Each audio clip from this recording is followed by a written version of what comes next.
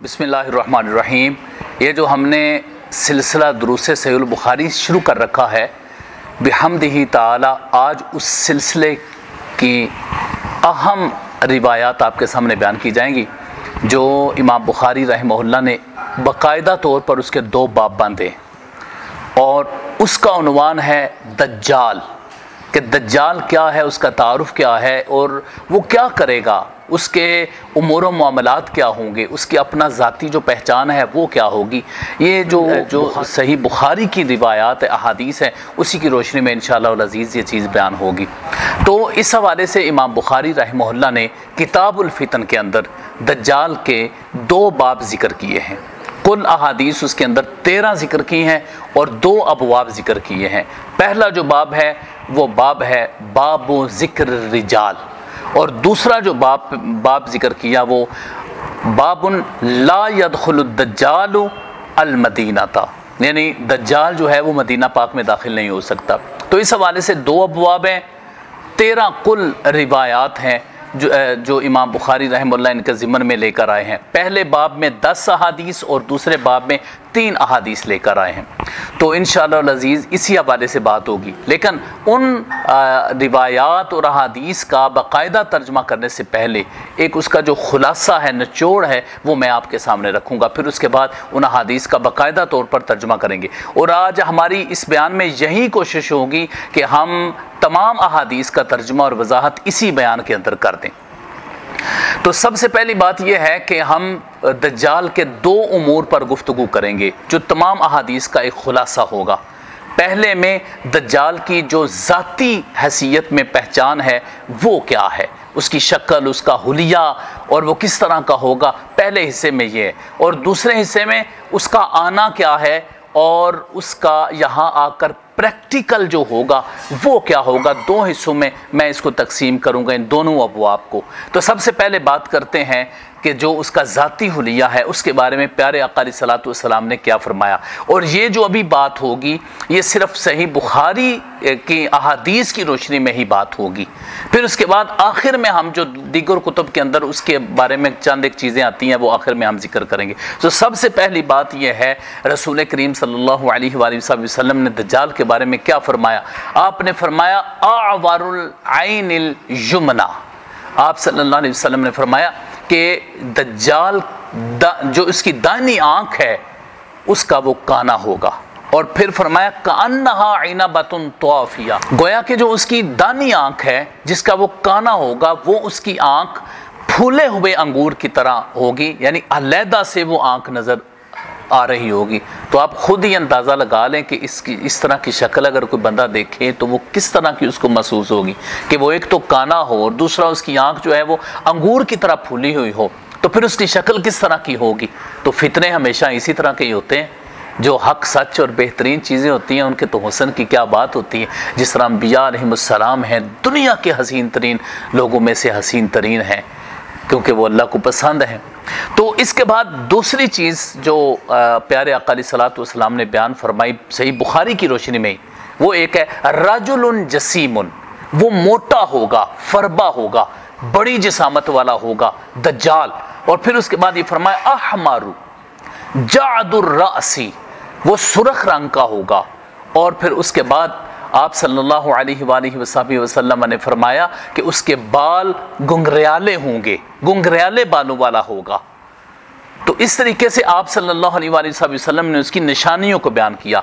मोटा फरबा जिस्म होगा, सुर्ख रंग का होगा और गुंगरियाले बाल उसके होंगे। उसके बाद ये फरमाया शाबाहा इब्नु कतन रजुल मिन खुज़ाआ, वो किसके मुशाबे होगा, एक शख्स जिसका नाम है इब्नु कतन, वो खुज़ा कबीले से उसका ताल्लुक था, उस शख्स से मुशाबत, क्योंकि वो भी मोटा और अजीब किस्म का इंसान था। अल्लामा बदरुद्दीन आइनी फरमाते हैं हलाका फिल जाहिलियती, जाहिली दौर में ही वो हलाक हो गया था। तो उसके साथ रसूल करीम सल्लल्लाहु अलैहि वसल्लम ने उसकी मुशाबहत दी है। फिर उसके बाद फरमाया बैना ऐनैहि मकतूबुन काफिरुन, उसकी दोनों आंखों के दरमियान लिखा होगा कि ये काफिर है, काफ फा रा, उसकी दोनों आंखों के दरमियान लिखा होगा, जो उसकी अलामत होगा, पहचान होगा उसकी। چونکہ احادیث کو تا قیامت رہنا ہے، ان علامات کو تا قیامت رہنا ہے، تو جیسے جیسے بندہ مومنین آتے چلے جائیں گے وہ حدیث پڑھ کے اس کی پہچان حاصل کرتے چلے جائیں گے اور اس سے واقف ہو جائیں گے۔ پھر اس کے بعد فرمایا اِنَّهُ أَعْوَرُ وَإِنَّ اللَّهَ لَيْسَ بِأَعْوَرُ، فرمایا کہ وہ تو کانا ہوگا لیکن بے شک اللہ رب العزت بینا ہیں۔ یعنی کیا مطلب ہے کہ لوگ وہ جو مرضی کرے گا لیکن جس صاحب ایمان کا تعلق اپنے رب کے ساتھ ہوگا وہ اس کو کبھی بھی ورگلا نہیں سکے گا، وہ کبھی بھی اس کی باتوں میں نہیں آ سکے گا۔ صاحب ایمان اپنے ایمان کی حفاظت کرے گا۔ یہ تھا اس کا جو ذاتی حلیہ صحیح بخاری میں بیان کیا گیا ہے۔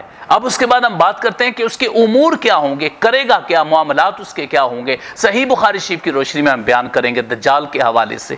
تو اس کے بارے میں پیارے آقا علیہ الصلوۃ والسلام نے یہ فرمایا ینزل فی ناحیۃ المدینہ، وہ مدینہ پاک کے ایک کارنر میں آئے گا، وہاں پر آئے گا، مدینہ پاک کے ایک کونے میں آئے گا۔ اور پھر اس کی مزید وضاحت کرتے ہوئے ایک دوسری روایت میں پیارے آقا علیہ السلام نے فرمایا ینزل بعد الصباح التی تلی المدینہ، وہ کہاں پر اترے گا؟ مدینہ پاک کے پاس بنجر زمین ہوگی، مدینہ پاک کے ارد گرد وہ ایک بنجر زمین ہوگی، وہاں پر وہ اترے گا۔ تو اس کا مطلب ہے کہ وہ ایک بنجر زمین ہے جہاں پر وہ دجال جو ہے وہ آئے گا۔ پھر اس کے بعد آقا علیہ الصلوۃ والسلام نے کیا فرمایا؟ ترجف المدینہ ثلاث رجفات فیخرج الیہ کل کافر ومنافق، کل کافر ومنافق۔ آقا علیہ الصلوۃ والسلام نے فرمایا کہ مدینہ پاک میں 3 جھٹکے لگیں گے، پھر اس جھٹکے کے بعد سارے کافر اور منافق دوڑ کر دجال کے پاس چلے جائیں گے، یعنی وہ اپنے اصل کی طرف چلے جائیں گے۔ ظاہر ہے کافر منافق یہ جو لوگ ہیں ان کی اصل یہی لوگ پناہ ہوں گے نا، یہی لوگ ان کی پناہ گاہ بنیں گے۔ پھر اس کے بعد آقا علیہ الصلوۃ والسلام نے فرمایا لا يدخل المدینہ رعب المسیح الدجال، آقا علیہ الصلوۃ والسلام نے فرمایا دجال کا رعب بھی مدینہ پاک میں داخل نہیں ہوگا۔ اس طریقے سے اس شہر رسول صلی اللہ علیہ وسلم کی حفاظت کی جائے گی اور اس کو اس طریقے سے اپنے دامان رحمت میں سمیٹا جائے گا کہ وہاں رہنے والے لوگوں کو کوئی کسی قسم کا خوف اور رعب نہیں ہوگا۔ کیسی عظیم و شان سرزمین ہے، آج بھی بندہ جب اس سرزمین پہ جاتا ہے تو یقیناً وہ اپنے آپ کو پرسکون محسوس کرتا ہے، کوئی شک نہیں ہے، کسی کو کوئی شک نہیں ہے کہ وہاں آج بھی جو جاتا ہے اس کو زندگی کا سکون میسر آ جاتا ہے۔ پھر فرمایا وَلَهَا سَبْعَةُ أَبْوَابٍ، مدینہ پاک کے 7 دروازے ہوں گے، عَلَىٰ كُلِّ بَابٍ مَلَكَانِ، ہر دروازے پر 2 فرشتے ہوں گے۔ تو وہ داخل تو نہیں ہو سکے گا، وہ تو واپس پلٹ جائے گا، فرشتے اس کی حفاظت کر رہے ہوں گے۔ دیکھیے اللہ نے اپنی مخلوق کو کتنا پاورفل بنایا ہے کہ وہ دجال جو کہے گا وہ قتل کرے گا، وہ زندہ کرے گا، وہ بارش برسے، وہ جو کچھ بھی کرے گا، لیکن اللہ کے 2 فرشتوں سے وہ کراس کر کے آگے نہیں جائے گا، وہ مدینہ پاک کی حفاظت کرنے والے ہوں گے۔ تو یہ اصل طاقت تو پھر وہ اللہ رب العزت کی طرف سے ہی ہے نا جی۔ یہ تو ایک اس کی علامت بیان کی جا رہی ہے، دجال کا آنا، دجال کا نکلنا۔ اور پھر آقا علیہ الصلوۃ والسلام نے ساتھ ہی یہ فرمایا وَلَلطَّاعُونَ انشاءاللہ، اور طاعون بھی مدینہ پاک میں انشاءاللہ کبھی داخل نہیں ہو سکے گی، طاعون بیماری وہ بھی کبھی مدینہ پاک میں داخل نہیں ہو سکے گی۔ یہ صحیح بخاری شریف کی جو احادیث ہے ان کا ایک خلاصہ جو ہے وہ میں آپ کے سامنے پیش کر رہا ہوں، پھر اس کے بعد باقاعدہ طور پر انشاءاللہ العزیز احادیث کا ترجمہ کیا جائے گا۔ اس کے بعد دوسرا یجد الملائکہ یحرسونہا فلا یقرب الدجال، آقا علیہ الصلوۃ والسلام نے فرمایا وہ فرشتوں کو دیکھے گا کہ فرشتے مدینہ پاک کی حفاظت کر رہے ہوں گے تو دجال مدینہ پاک کے قریب نہیں آئے گا، دجال قریب نہیں آئے گا مدین، اور جو ان کے دامان رحمت میں جس کو جگہ مل چکی ہوگی اس پر بھی اس کا بس نہیں چلنے والا ہوگا۔ تو ہمیں دعا کرنی چاہیے کہ ہم اس فتنہ سے پناہ مانگیں۔ پھر اس کے بعد یقیناً رسول پاک صلی اللہ علیہ وآلہ وسلم بھی فتنہ دجال سے پناہ مانگتے تھے، اللہ رب العزت کی پناہ میں آنے کی دعا کیا کرتے تھے۔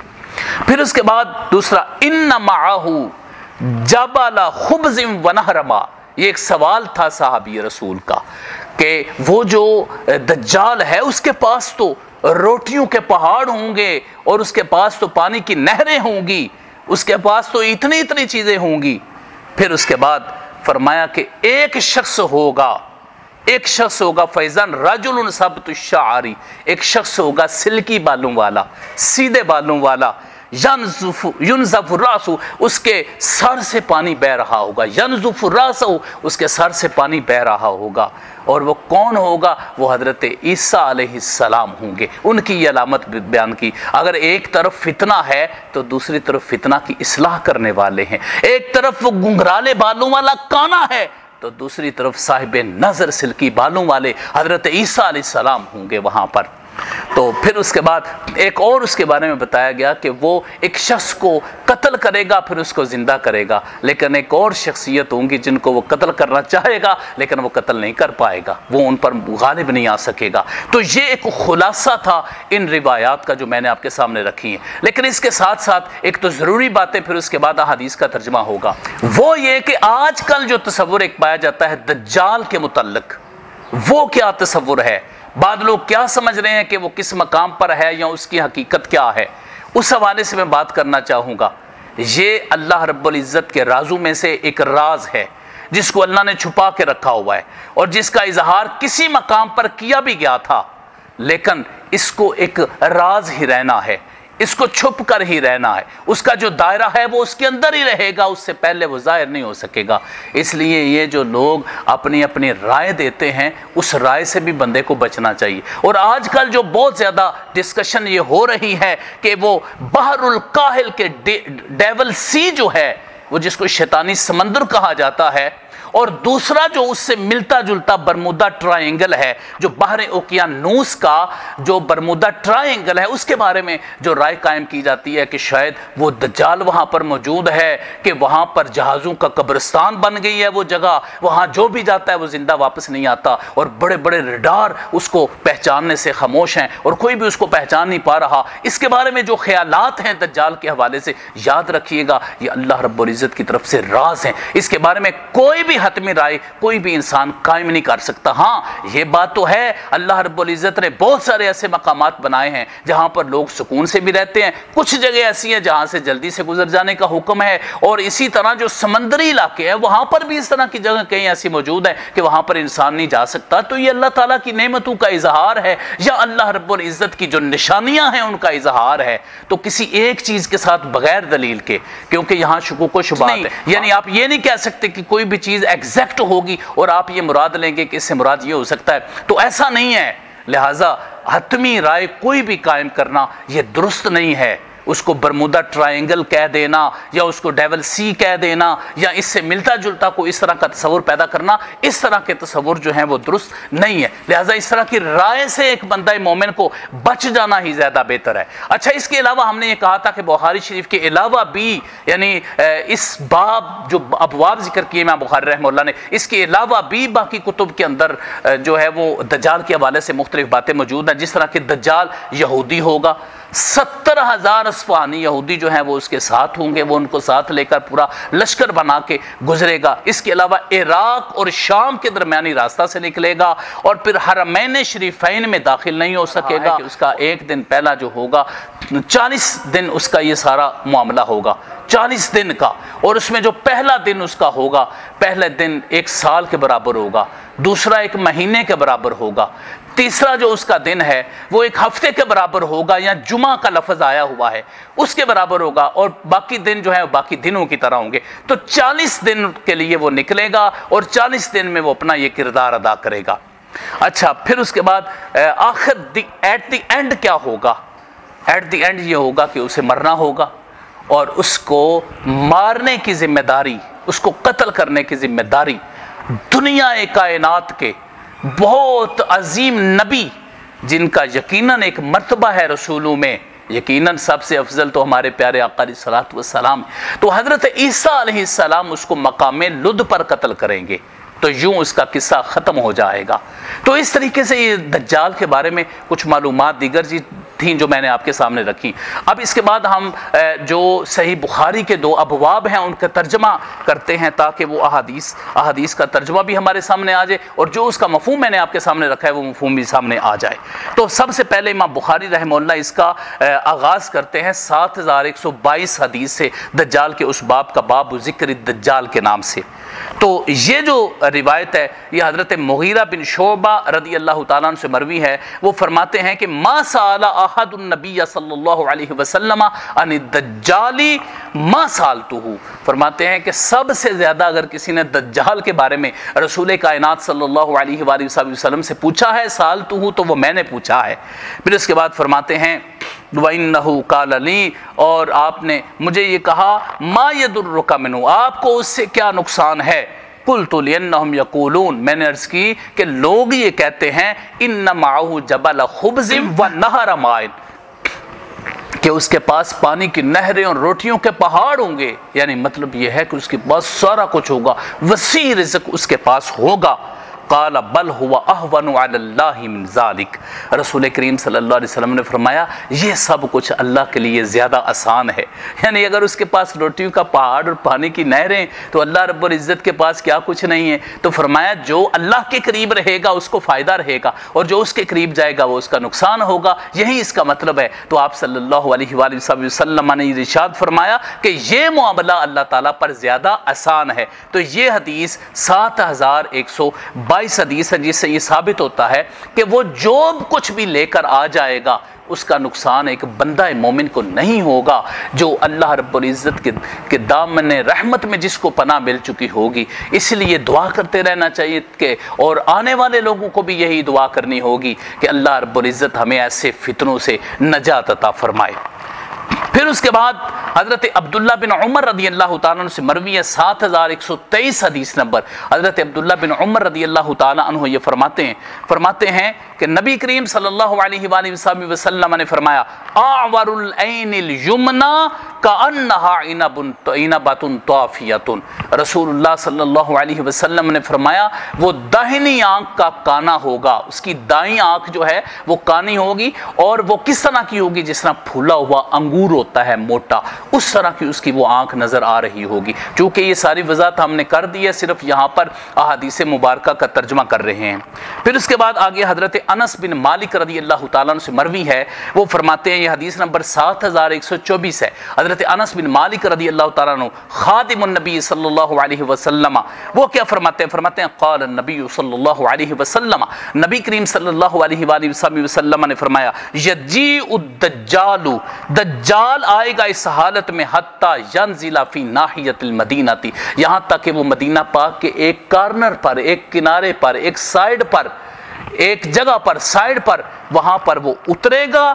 ثم ترجف المدینہ ثلاث رجفات، پھر مدینہ پاک کو 3 جھٹکے لگیں گے۔ پھر فرمایا فَيَخْرُجُ إِلَيْهِ كُلُّ كَافِرٍ وَمُنَافِقٍ، پھر ہر کافر اور منافق اس کی طرف دوڑتا ہوا مدینہ پاک سے نکلے گا، وہ ڈر جائے گا۔ اور جو مدینہ میں رہنے والے جو مومنین ہیں، مدینہ پاک میں رہنے والے جو مسلمان ہیں، رسول اللہ صلی اللہ علیہ وسلم سے محبت کرنے والے، ان پر تو کوئی روب ہی نہیں اس کا ہوگا۔ کفار اپنے اصل کی طرف پلٹ جائیں گے، البتہ کافر اور منافق جو ہے وہ نکلیں گے مدینہ پاک سے اور اس کی طرف بھاگیں گے۔ پھر اس کے بعد امام بخاری رحمہ اللہ آگے روایت 7125 حدیث کے اندر یہ روایت کرتے ہیں، حضرت ابو بکرہ رضی اللہ تعالیٰ عنہ نبی کریم صلی اللہ علیہ وآلہ وسلم سے مروی ہیں، فرماتے ہیں کہ نبی کریم صلی اللہ علیہ وآلہ وسلم نے فرمایا لا يدخل المدینۃ رعب المسیح الدجال، مدینہ پاک میں مسیح دجال کا روب داخل نہیں ہوگا، وہ اپنا روب نہیں جما سکے گا مدینہ پاک کے رہنے والوں کے، مدینہ پاک کے باشندوں پر اس کا کوئی روب نہیں ہوگا، اس شہر پاک پر اس کا اپنا کوئی روب نہیں ہوگا۔ وَلَهَا يَوْمَئِذٍ سَبْعَةُ أَبْوَابٍ، اس دن مدینہ پاک کے 7 دروازے ہوں گے، مدینہ پاک کے اس وقت 7 دروازے ہوں گے، عَلَى كُلِّ بَابٍ مَلَكَانِ، ہر دروازے کے اوپر 2 فرشتے ہوں گے جو اس کا پہرا دے رہے ہوں گے، جو حارسین ہوں گے، محافظین ہوں گے، جو اس کی سیکیورٹی کا انتظام سنبھالے ہوئے ہوں گے تاکہ کوئی فتنہ مدینہ پاک میں داخل نہ ہو سکے، اس طرح کا بڑا فتنہ۔ پھر اس کے بعد 7126 روایت میں حضرت ابو بکر رضی اللہ تعالیٰ عنہ سے اسی طرح کی ایک حدیث پاک مروی ہے. وہ فرماتے ہیں کہ نبی کریم صلی اللہ علیہ وسلم نے فرمایا لا يدخل المدینہ روب المسیح. یہاں دجال کا لفظ نہیں ہے، صرف مسیح کا لفظ ہے، اور اس سے مراد یقیناً اس حدیث پاک میں اس کی وضاحت ہو چکی ہے کہ اس سے مراد مسیح دجال ہے، کہ وہ مدینہ پاک میں داخل، اس کا روب نہیں داخل ہو سکے گا. تو مدینہ پاک کے اس دن 7 دروازے ہوں گے اور ہر دروازے پر 2 فرشتے کھڑے ہوں گے. پھر اس کے بعد آگے حدیث نمبر 7127 ہے جو حضرت عبداللہ بن عمر رضی اللہ تعالیٰ عنہ عظیم صحابی رسول اور متبع سنت حضرت عبداللہ بن عمر رضی اللہ تعالیٰ عنہ سے مروی ہے. وہ فرماتے ہیں کہ نبی کریم صلی اللہ علیہ وآلہ وسلم کھڑے ہوئے، قام رسول اللہ صلی اللہ علیہ وسلم فی الناس، رسول اللہ صلی اللہ علیہ وسلم لوگوں میں کھڑے ہوئے. جب آپ کھڑے ہوئے فاسنا علی اللہ بما هو اہلہ، اللہ کی شان کے مطابق اللہ رب العزت کی ثنا بیان کی، خوبیاں بیان کی. ثم ذکر دجال، پھر دجال کا ذکر کیا. فقال انی لانذرکموہ، بے شک میں تمہیں اس کے معاملے سے میں تمہیں ڈرا رہا ہوں، ڈر سنا رہا ہوں. وما من نبی الا وقد انذرہ قومہ، ہر نبی نے اپنی قوم کو دجال کے حوالے سے ڈر سنایا، یعنی علامات قیامت میں بیان کیا. تو اس کا مطلب ہے کہ تمام انبیاء علیہم السلام جتنے بھی تھے وہ دجال کے حوالے سے اپنی امت کو بتاتے رہے، اپنی قوم کو بتاتے رہے کہ ایک دجال آئے گا. پھر آپ صلی اللہ علیہ وسلم نے فرمایا وَلَكِنْ سَأَقُولُ لَكُمْ فِيهِ قَوْلًا، لیکن پھر اس میں آپ کو ایک بات بتاؤں گا. لَمْ يَقُلْهُ نَبِيٌّ لِقَوْمِهِ، کسی نبی نے اپنی قوم کو وہ بات نہیں بتائی ہوگی. وہ کیا ہے؟ انہو آور، وہ کانا ہوگا. وَإِنَّ اللَّهَ لَيْسَ بِعَاوَرْ، اور بے شک اللہ رب العزت بینا ہوں گے. یعنی اللہ رب العزت تو ہر وقت دیکھ رہے ہیں، وہ کانا ہوگا لیکن اللہ رب العزت کی ذات میں تو کوئی بھی خامی نہیں. اور دوسرا، اگر وہ کانا ہے تم اس کے ساتھ چلو گے تو تمہیں نقصان ہوگا، لیکن اللہ رب العزت تو تمہاری مدد کے لیے ہر وقت ہے اور ہر وقت وہ تمہاری مدد فرمائے گا. پھر اس کے بعد اس کو امام بخاری رحمہ اللہ نے 3057 نمبر پر بھی اس حدیث کو ذکر کیا ہے. پھر اس کے بعد 7128 روایت جو حضرت عبداللہ بن عمر رضی اللہ تعالی عنہ سے ہی مروی ہے. وہ کیا فرماتے ہیں؟ فرماتے ہیں کہ رسول اللہ صلی اللہ علیہ وسلم قال، رسول اللہ صلی اللہ علیہ وآلہ وسلم نے یہ فرمایا. آپ نے کیا فرمایا؟ بینا انا نائم اطوف بالکعبۃ، میں خواب میں دیکھ رہا تھا کہ میں بیت اللہ شریف کا طواف کر رہا ہوں. فَإِذَا رَجُلٌ آدَمُ، بس ایک شخص وہاں پر موجود ہے، سبط الشعر، جن کے سیدھے بال ہیں، سلکی بالوں والی وہ شخصیت ہے. يَنْتُفُ أَوْ يُحَرَّاكُ رَأْسُهُ مَاءً، کہ ان کے سر سے پانی بہ رہا ہے.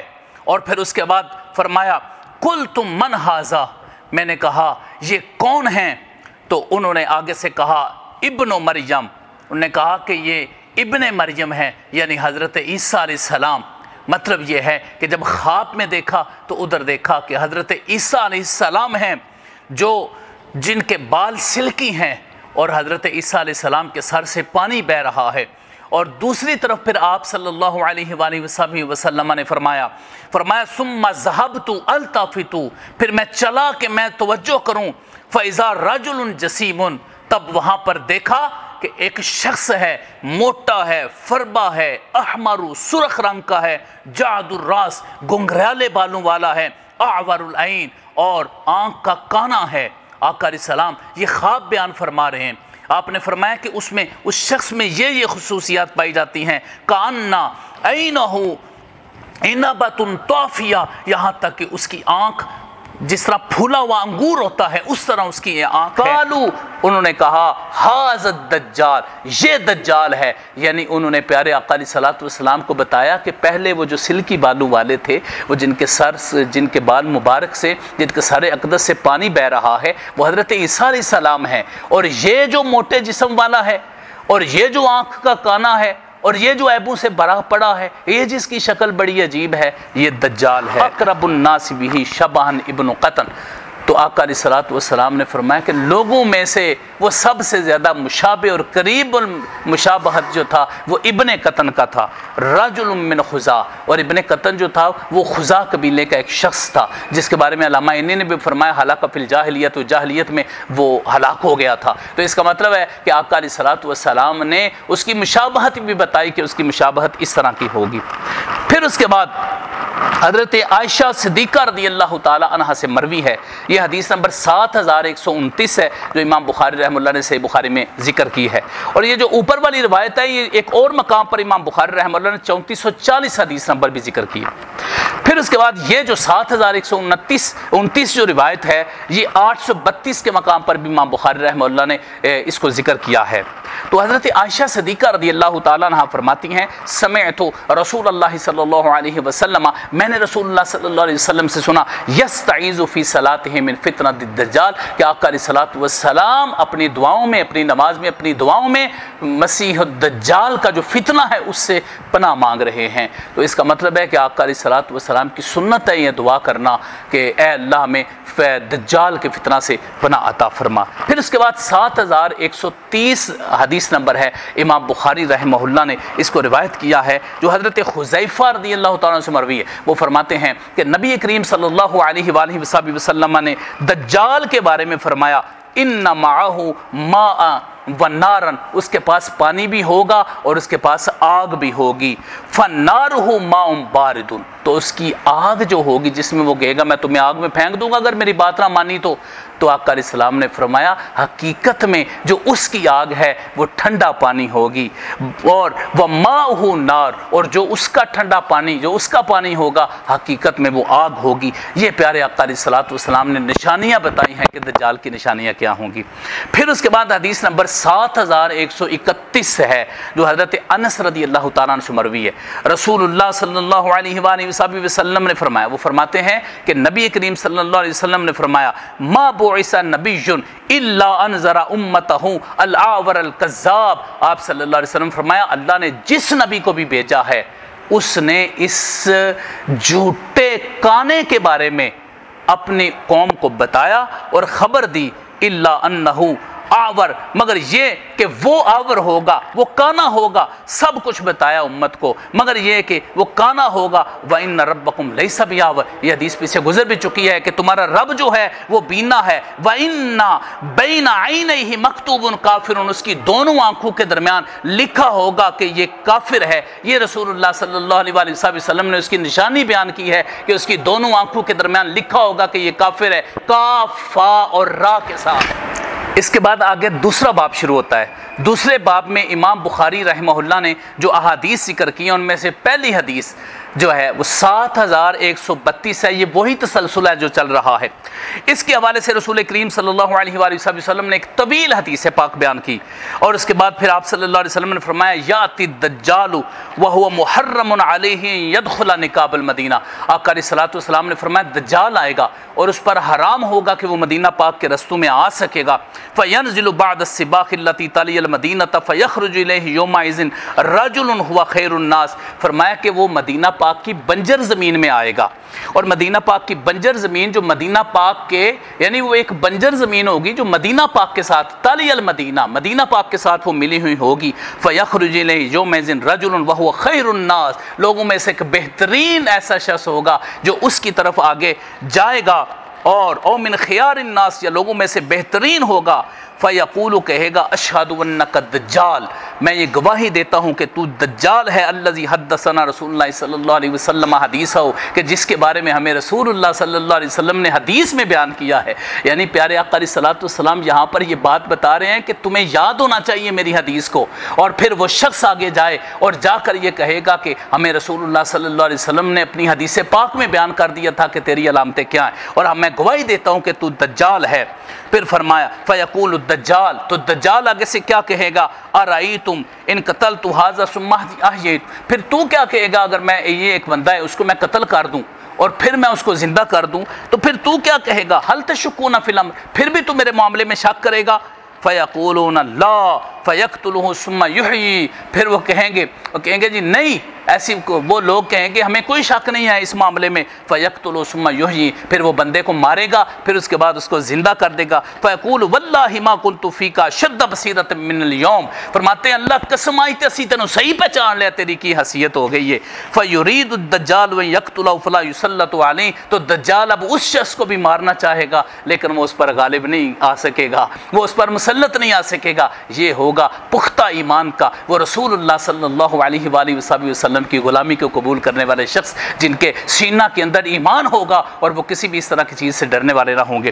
پھر اس کے بعد حضرت ابو ہریرہ رضی اللہ تعالیٰ فرماتے ہیں کہ رسول اللہ صلی اللہ علیہ وسلم نے فرمایا، حدیث نمبر 7132، چونکہ ہم شروع میں وضاحت کر چکے ہیں نا جی، تو اس لیے یہاں پر اس کا ترجمہ صرف کر رہے ہیں۔ پیارے آقا علیہ الصلوۃ والسلام نے فرمایا، الا انقاب المدینۃ ملائکۃ لا يدخلها الطاعون ولا الدجال، آقا علیہ السلام نے فرمایا مدینہ پاک کے راستے ہوں گے، ان میں دجال اور طاعون یہ دو چیزیں نہیں آ سکیں گی، مدینہ پاک کے قریب یہ چیزیں نہیں آ سکیں گی۔ یہ حدیث نمبر 7133 ہے۔ پھر اس کے بعد 7134 حدیث نمبر میں حضرت انس بن مالک رضی اللہ تعالیٰ عنہ فرماتے ہیں کہ نبی کریم صلی اللہ علیہ وسلم نے فرمایا، المدینۃ یاتیھا الدجال، مدینہ کی طرف دجال آئے گا، فیجد الملائکہ، آگے ملائکہ کو پائے گا، یحرسونا، وہ مدینہ پاک کی حفاظت کر رہے ہوں گے، فلا یقربہ الدجال، تو دجال مدینہ پاک کے قریب نہیں آ سکے گا، وللطاعون انشاءاللہ، اور طاعون بھی انشاءاللہ العزیز مدینہ پاک کے قریب نہیں آ سکے گی۔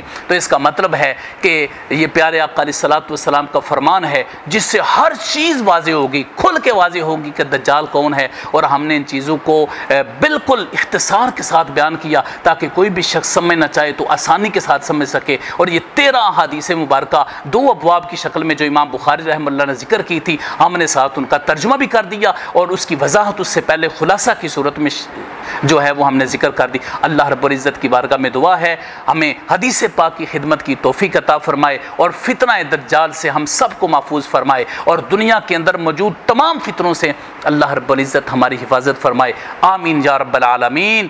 یہ احیاء حدیث کا دور ہے انشاءاللہ العزیز، اللہ رب العزت اس دور کو احیاء حدیث کا دور بنا دے، آمین یا رب العالمین۔ وصلی اللہ علی حبیبہ سیدنا محمد وآلہ وصحبہ۔